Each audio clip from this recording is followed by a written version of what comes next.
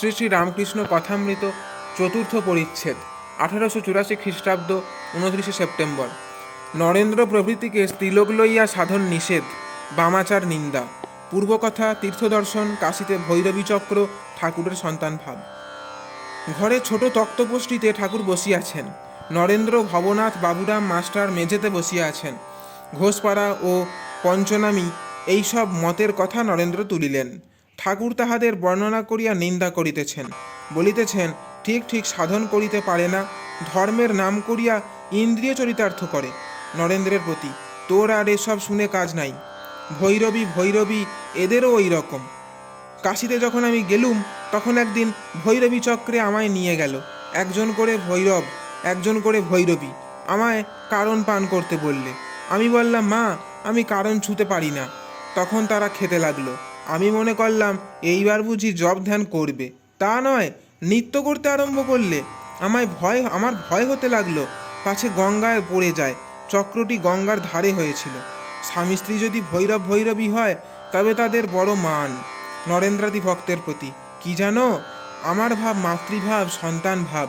মাতৃভাব অতি শুদ্ধ ভাব, এতে কোনো বিপদ নাই। ভগ্নীভাব এও মন্দ নয়। স্ত্রীভাব, বীরভাব বড় কঠিন।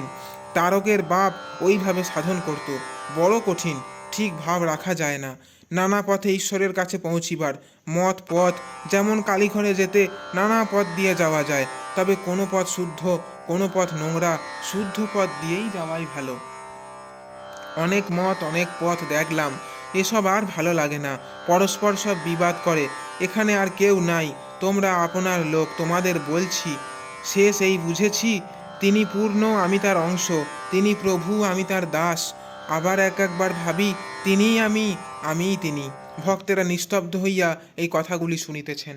ভবনাথ বিনীতভাবে, লোকের সঙ্গে মনান্তর থাকলে মন কেমন করে, তাহলে সকলকে তো ভালোবাসতে পারলুম না।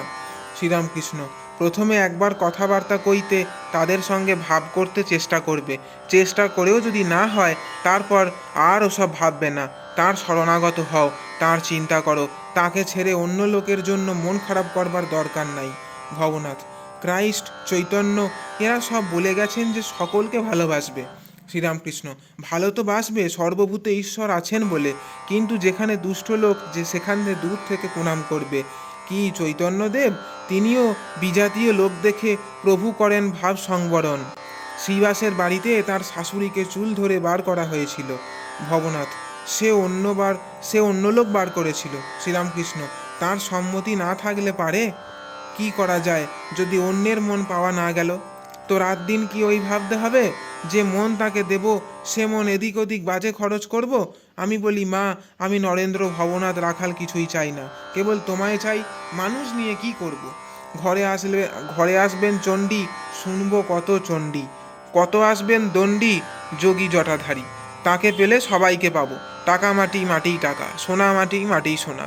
এই বলে ত্যাগ করলুম, গঙ্গার জলে ফেলে দিলুম। তখন ভয় হলো যে মা লক্ষ্মী যদি রাগ করেন। লক্ষ্মীর ঐশ্বর্য অবজ্ঞা করলুম, যদি খ্যাঁট বন্ধ করেন। তখন বললুম, মা তোমায় চাই, আর কিছু চাই না। তাকে পেলে তবে সব পাবো। ভবনাথ হাসিতে হাসিতে, এ পাটোয়ারি। শ্রীরামকৃষ্ণ সহাস্যে, হাঁ ওইটুকু পাটোয়ারি। ঠাকুর সাক্ষাৎকার হয়ে একজনকে বললেন, তোমার তপস্যা দেখে বড় প্রসন্ন হয়েছি, এখন একটি বর নাও। সাধক বললেন, ঠাকুর যদি বর দেবেন তো এই বর দিন, যেন সোনার থালে নাতির সঙ্গে বসে খাই। এক বরেতে অনেকগুলি হলো, ঐশ্বর্য হলো, ছেলে হলো, নাতি হলো। সকলের হাস্য।